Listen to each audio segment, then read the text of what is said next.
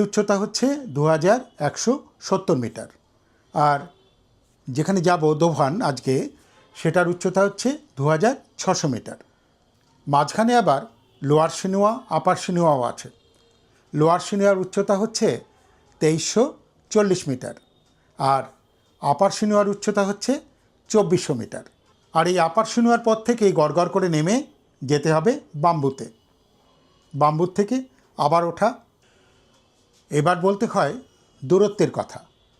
এই চোমরাং থেকে দোভান পর্যন্ত প্রায় 10-11 কিলোমিটার আমাদের ট্রেক করতে হবে।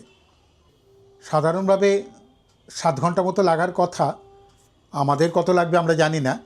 আর ভাগ ভাগ করে যদি বলি, প্রথমত চোমরাং থেকে লোয়ার সিনুয়া যেতে লাগবে 3 কিলোমিটার, আবার লোয়ার সিনুয়া থেকে আপার সিনুয়া হয়ে বাম্বু পর্যন্ত যেতে লাগবে 4 কিলোমিটার, আর তারপরে